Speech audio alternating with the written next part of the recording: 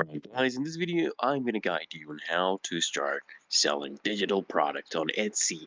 That's really easy and simple. So first things first guys, of course, you want to be signing up.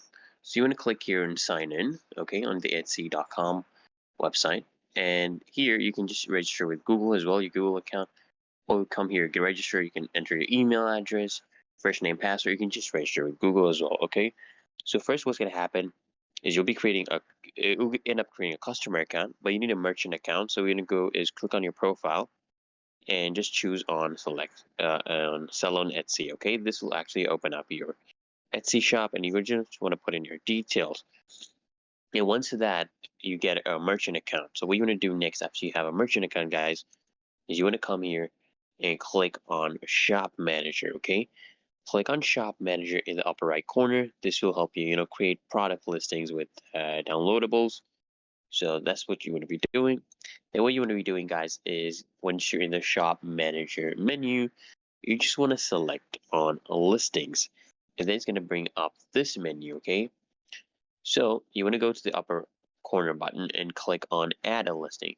You need to click on this button right here, guys, okay? Click on this. And basically, guys, creating a listing for a digital product actually slightly different from one for a physical item, okay? So you want to pay some close attention to these initial steps. So the most crucial option is very easy to miss because before you enter any information, you must specify that the product is digital.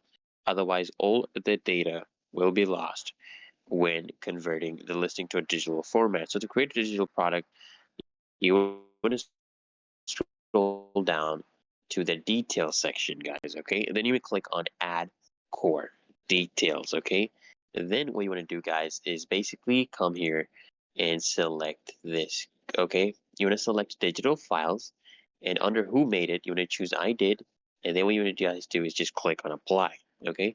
And Etsy will ask if you want to switch your listing to actually use the digital format. You just want to click Apply to continue. That will basically delete any information you filled in the previous listing, okay? Now you want to now once you have done that, you just want to scroll up and actually go and return to the About section, okay? So you want to come here and you want to go to add a file for digital files. You want to add a file, and you can basically click on add a file to browse through your browser, or you can just drag and drop something, okay? You can upload up to 5 files of 20 MB each, which will total about 100 MB, okay? So there's different formats you can put. You can put Word document, EPUB, GIF, iBook, JPEG, JPG, MP3, MP4, PDF, or zip, almost any format, guys, okay? Now this is very similar to physical listing, but be mindful that, some details when you're creating a digital listing. But otherwise, guys, it's really that easy and simple. And then what you want to guys do is you want to scroll down. You want to go to settings section and you want to enable the automatic listing renewal option. Okay. You're going to come here and enable this because and you're going to turn this into automatic because otherwise what's going to happen is the digital downloads on Etsy will actually appear out of stock after a sale if it's actually disabled. So after everything is set up, guys, you want to scroll down and you just want to click on publish. Okay, you're also welcome to save the changes as a draft if you need to pause and maybe preview on how it works, but it's literally that easy and simple. Once you publish this, your digital product will be up on your store.